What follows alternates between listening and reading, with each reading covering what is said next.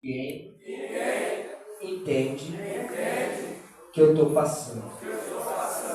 Abre a tua Bíblia no livro de Isaías 53. Seu primeiro, como nós falamos ontem, a gente vai, Velho Testamento, a gente vai...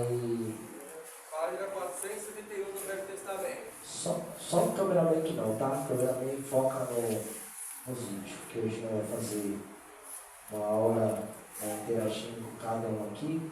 E ontem eu passei para cada um falar, estudar um pouco sobre o livro de Isaías. E teve pessoas que ontem eu escutei um pouco falando, conversando acerca do que foi passado ontem. E hoje a gente vamos conversar um pouco acerca dessa passagem maravilhosa, que o livro de Isaías ele traz para nós, a profecia todo o tempo do Messias, daquele que veio para nos libertar, e tomar em si todas as nossas dores, nossos pecados e subir na cruz do Calvário. E o livro de Isaías, ele traz, grande realidade do que está acontecendo nos dias de hoje, para os irmãos entenderem. O livro de Isaías, ele foi escrito há 700 anos antes de Cristo e ainda hoje ele se cumpre na nossa vida, as maiores profecias, amém? Vamos começar aqui a trazer um pouco do conhecimento, do que a gente estudou, do que a gente aprendeu ontem e do que foi falado ontem, amém? Amém. Quero aqui, ontem eu falei, ele falou que não, mas eu quero aqui já passar primeiro para o Credinaldo, cadê ele? Levanta a mão aí, Vaso. Credinaldo. Não, Credinaldo. Onde? Ali atrás, calma aí. Tá resolvendo, achei ele. Glória a Deus. Deixar Deus usar ele, que ontem ele foi no local interrogou acerca do livro.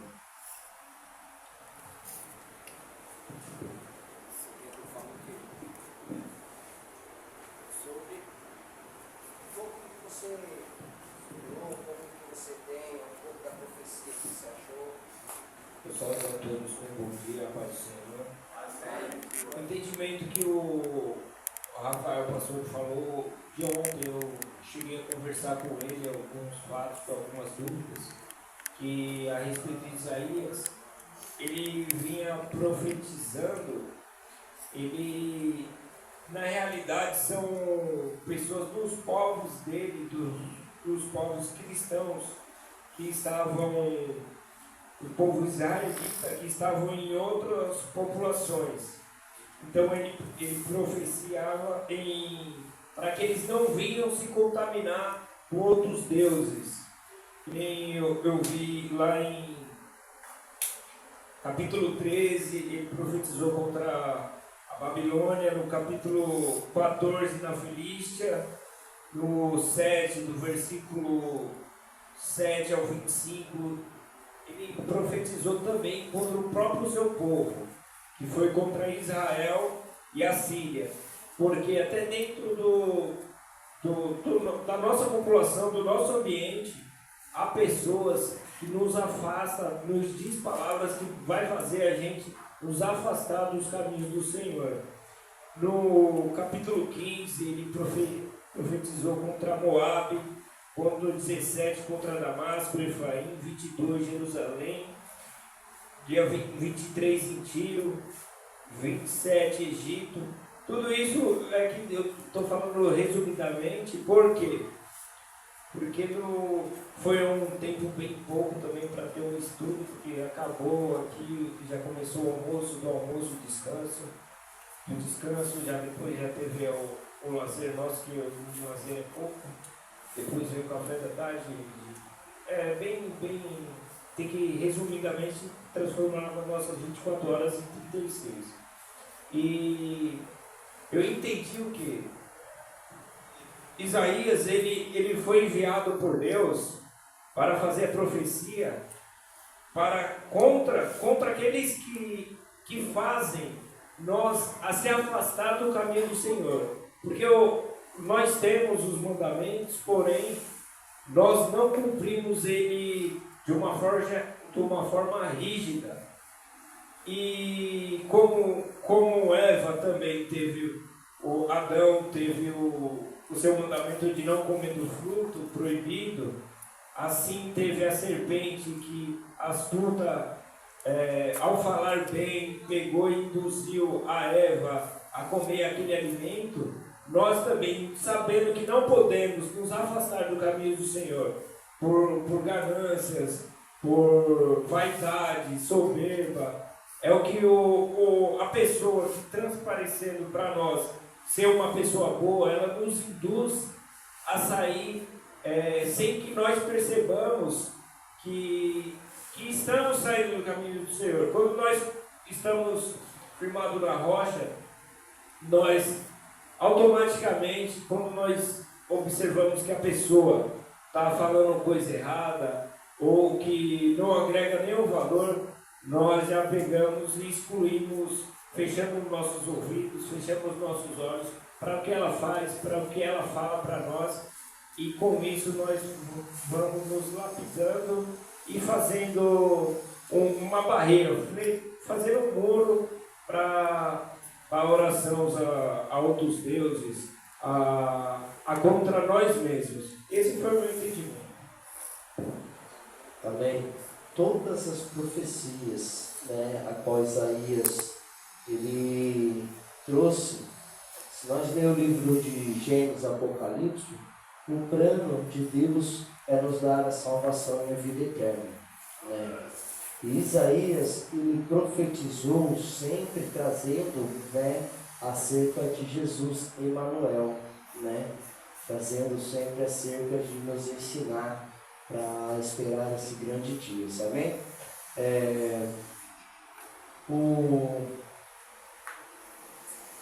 O Ivan vai ler o 53 do primeiro. Quem está mais com a Bíblia aberta? O Renato vai ler o segundo. O Vitor leu o terceiro. E o Thales leu o quarto. Isaías 53, versículo 4, Thales. Renato deu o Vitor o terceiro, o Renato o segundo. E o Ivan o primeiro. Pode começar, Ivan. Quem deu crédito à nossa pregação? E a quem se manifestou o braço do Senhor?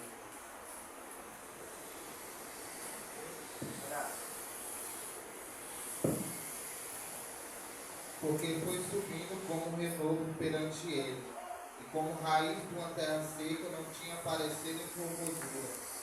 E olhando nós para ele, nenhuma beleza víamos, para que o desejássemos. Fala aí com a paz do Senhor. Isaías 53, o versículo 3 era desprezado e a mais indigno entre os homens, homem de dores e experimentado nos trabalhos, e como de quem os homens escondiam o rosto. Era desprezado e não fizemos dele caso algum. Cumprimento a igreja com a paz do Senhor. Amém. Verdadeiramente Ele tomou sobre si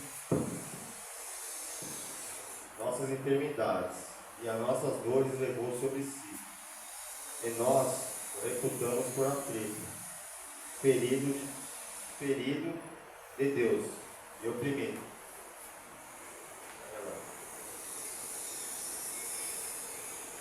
Amém? Agora eu quero fazer uma pergunta a todos. Que palavra descreve a tribulação que Jesus Cristo enfrentou? Que palavra que descreve a tribulação que Jesus Cristo enfrentou? Quem sabe o que nós dizemos? Versículo 3.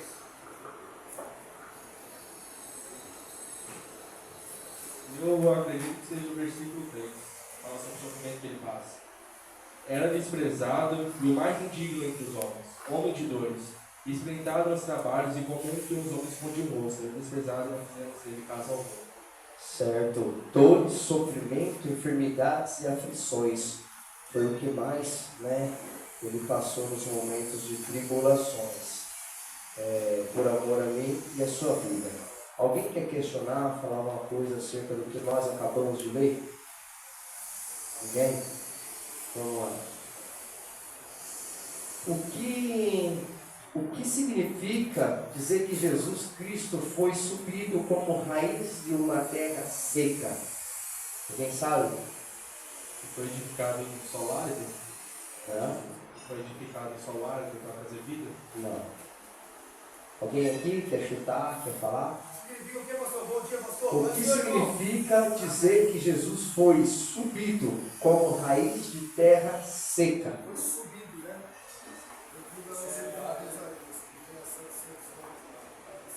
Não. Não, ensina, pastor. Ensina.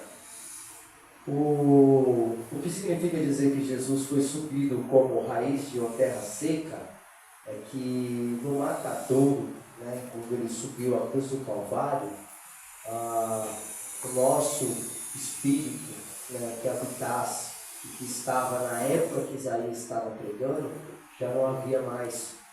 Né? Por isso que ele fala, eu vou e enviarei um Consolador. Então ele subiu como uma terra seca, que não há fruto, não tinha fruto, porque ele foi cuspido, né, e humilhado pelo seu próprio povo. Então ele tinha uma terra seca. Então ele subiu como uma terra seca, sem frutos. Mas quando desce o Consolador, ele começa a fazer o quê? A dar fruto. Né? Então quando Jesus ali é falado ali pelo livro de Isaías 53, só qual nós acabamos de ler, que ele foi subido, né, como uma terra seca, ele foi subido, né, como muitos não tendo fruto, né, de arrependimento, muitos não tendo ali o Espírito Santo ainda concedendo ali, faz tempo que você vai derrubar de novo, concedendo ali, né, a presença do Espírito Santo. É por isso que ele fala, eu vou e enviarei o Consolador para estar junto contigo, né? Glória a Deus. Vamos lá. Nada havia em Jesus para chamar a atenção do povo, na aparência era igual aos outros homens. Assim foi expresso aqui pelo profeta que ele não tinha boa aparência nem formosura. Isto não é, e era tão distinto, tão diferente das outras pessoas que o povo pudesse reconhecer como filho de Deus, e apresentava-se um homem mortal. Aqui, né, nós conseguimos entender o que eu expliquei ontem, né? Quando Jesus, né, que o profeta Isaías, ele pregava acerca de Jesus, e quando Jesus veio, as pessoas olhavam para ele e davam mínima, porque Jesus, ele não tinha nada diferente, né? Ele era tudo igual, todos, ele veio e as pessoas olhavam ele como mortal, como uma pessoa que ia nascer, uma pessoa que ia viver, uma pessoa que ia comer, uma pessoa que ia morrer. Né? As pessoas não davam crédito, né, que Jesus era o verdadeiro, né, o Salvador e o Libertador, que trazeria paz. Então as pessoas olhavam para ele como simplesmente humano, uma pessoa normal. Só que a passar, né, vendo, ninguém queria ser que nem Jesus. Quando começou a ver, né, as chicotadas, quando começou a ver o sangue, quando começou a ver, né, o sofrimento de Jesus, ninguém queria ser ele. Aí falava, eu ser Jesus? Apanhar desse jeito? Ele não é Deus? Não falaram que ele era imortal? Não falaram que tudo ele pode? Eu vou ser Jesus nada? Isso daí é um mísero coitado que está falando coisas para nós e profetizando, né, heresias para nós. Que naquele tempo falasse que Jesus mesmo, né, ele fala, né, se falasse de mim não daria testemunho ao meu Pai, mas fala do meu Pai para que dá testemunho de mim, né? Então, tipo assim. Pode dar licença, por favor? Você estudou teologia, né? Você pode me ensinar uma coisa. Estávamos eu e o Lucas ali no debate. Assim, pode ser uma pergunta não muito cabível, tá, pastor? Como o senhor estudou? Lembra, Lucas? A gente conversou sobre a respeito de Jesus na cruz. A aparência de Jesus, aquele branco, os olhos azuis, aquele ali é mentira, a gente já sabe. Né? Agora outra coisa. Ele perguntou assim para mim, mas Jesus foi realmente pregado nu na cruz? A teologia ensina alguma coisa? A teologia, ela vai em cima do, para você entender, eu chego até arrepiado. Está falando da aparência dele aí, né? Nos vídeos, naquela época, se colocado uma pessoa nu em redes nacionais ou em filmes, coisas, não podia. Só que Jesus, né, ele foi sim crucificado nu. Nu, né, pastor? Porque naquela época, a pessoa que andasse nu era vergonhada. Por quê? Porque lá no jardim do Éden, o que aconteceu? Quando Adão viu que ele estava nu, ele fez o quê? Ele se escondeu. Verdade. Então, para envergonhar Jesus, ele colocou Jesus nu na cruz. Né? Portanto, que a palavra do Senhor vai dizer que quando Jesus volta, Pedro está dentro de um barco nu. E quando ele vê que é Jesus, ele pula para dentro da água. Né? Então, naquela época, era vergonha uma pessoa andar nu. Né? Hoje em dia tem praia de nudismo, tem filmes aí que, se for ver, a pessoa aparece lá nu e acha que está ali. Não, é uma vergonha para Cristo.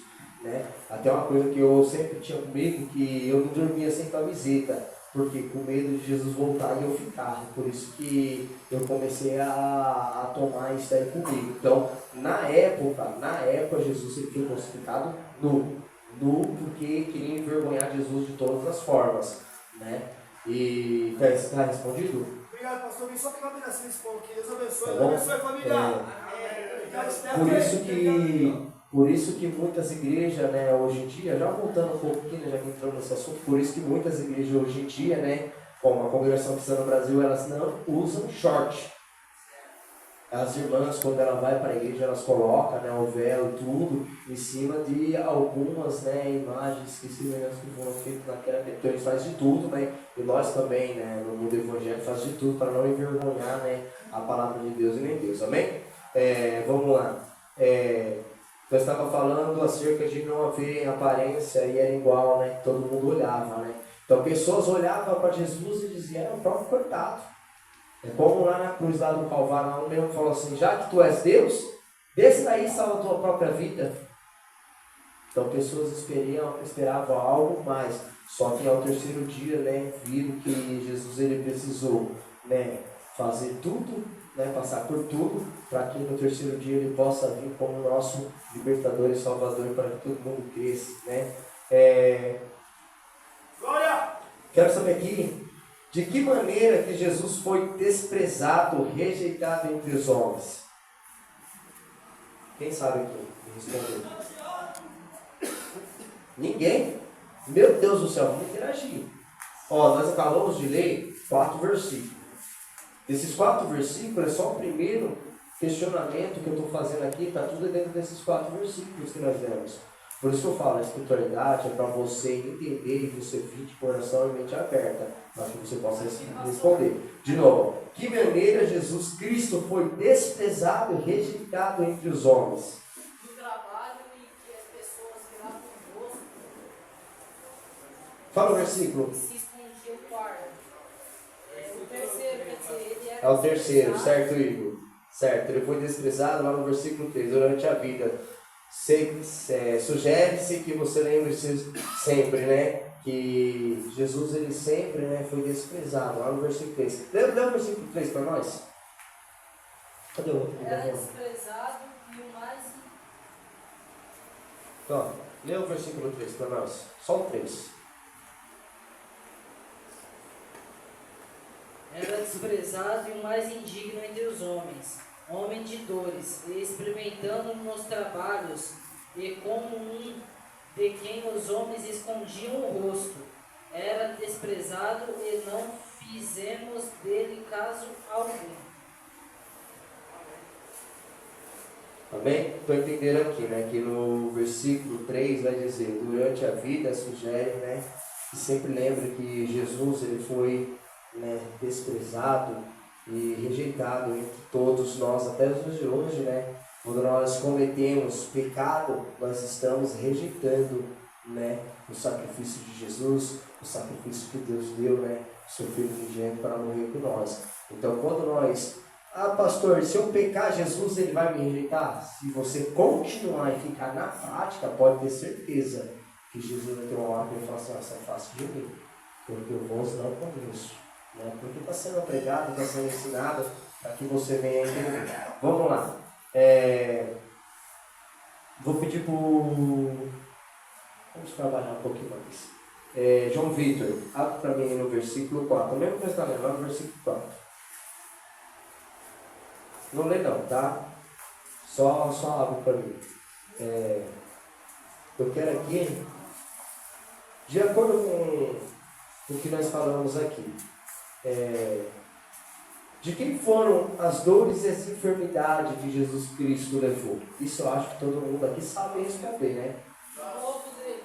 De quem? De nós. De nós. De nós mesmos. Até nos dias de hoje, quando nós olhamos para a cruz, a gente lembramos que Jesus subiu para ela. Quando eu falo olhar para a cruz, nós falamos para olhar para nós mesmos. Olhar para nossas falhas, olhar para nossos erros e lembrar que através dos nossos erros, das nossas falhas, teve uma pessoa que morreu por nós, para que hoje nós tivemos vida e vida com abundância, né? Porque se nós hoje não fosse recebido por Jesus, né? Porque tem muitas pessoas que falam assim, Jesus, eu quero aceitar Jesus. Não quero aceitar Jesus. Jesus, será que o Senhor pode me aceitar com as minhas falhas, com as minhas imperfeições, com os meus pecados? Por quê? Porque até hoje nós temos falhas, até hoje nós temos pecado. O único que veio a essa terra e o único que subiu, né, para um trono de glória, sem falha, sem pecado, sem erro, foi Jesus. Só que ele fez isso para quê? Para que hoje eu e você podemos, né, estar respirando, estar de pé para a honra e glória do Senhor. Amém? No versículo 4, lê para mim, João Lucas. João Vitor.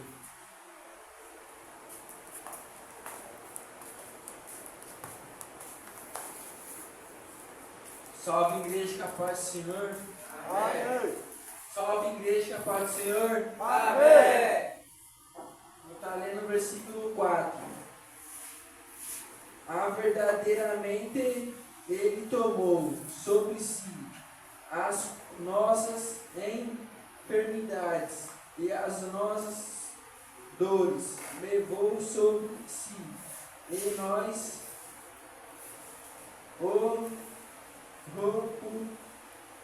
reputamos por aflito, ferido de Deus e o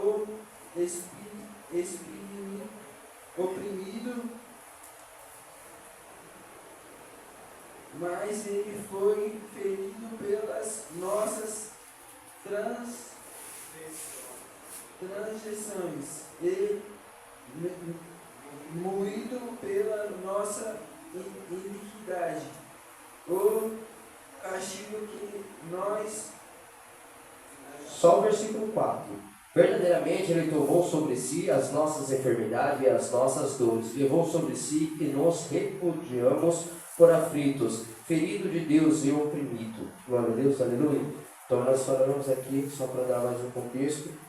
Por que é importante saber que o Salvador suportou nossas dores? Por que é importante nós saber disso todas as vezes? Quem pode responder? Gente, vamos interagir. Por que é importante saber que o Salvador suportou nossas dores?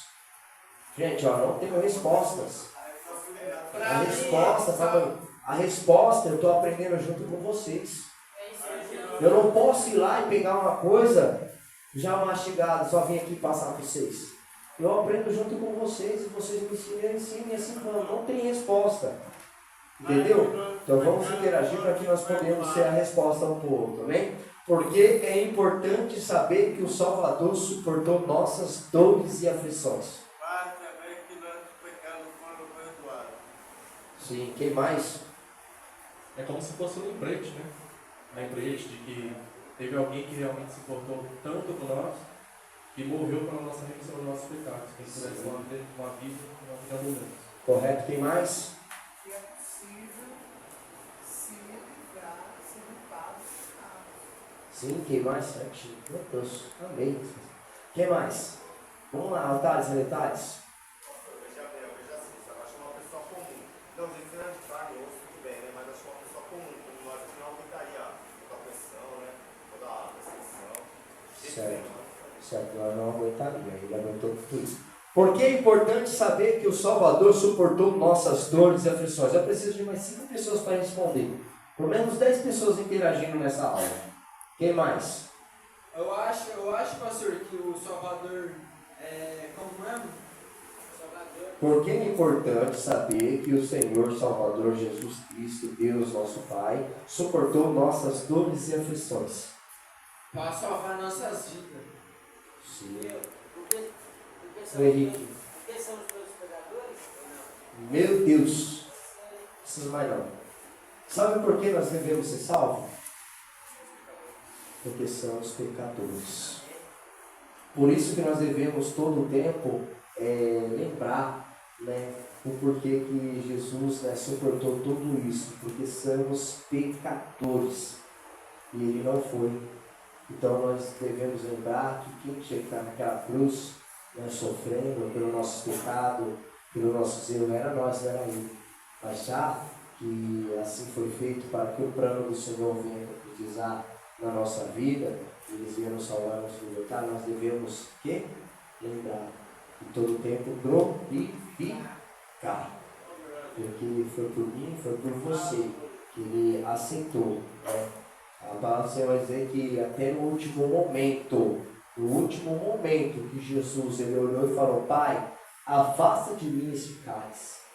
Aí Jesus ele vai parar e falar assim, não. Quando a palavra diz afasta de mim esse cálice, vai ter uma vírgula. E nessa vírgula é um tempo que Jesus ele levou de 3 segundos para ele falar assim: mas que todavia seja feita a tua vontade. Jesus ele teve 3 segundos para lembrar de mim e de você. Ele teve 3 segundos para lembrar o tanto de pessoas que ele ia ajudar. Ele teve 3 segundos para lembrar que hoje ia ter uma espiritualidade, ia ter um culto e ia estar falando dele. É por isso que nós devemos lembrar todas as vezes e glorificar ele. Amém? Vamos ler aqui um pouquinho aqui para vocês entenderem.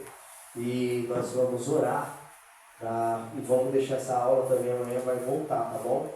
Vai trabalhar um pouco aí essa semana nesse livro de Isaías. Amém? E aquela rodinha lá, você falou que ia fazer no campo? No campo, ninguém ainda, né, nos ajudou, né, nos ofertou para que nós possamos. Amém? Nós vai estar abrindo, ó. Bom lembrar, né? Já que nós estamos aqui gravando um vídeo, eu ainda quero fazer, né, um culto ar livre com vocês à noite. Não é ali queimar uma batata, assar um milho e falar um pouco mais de Deus ali, só que eu preciso da colaboração e ajuda de todos, amém? Eu vou ler aqui, e assim que eu terminar de ler aqui, a gente vamos orar.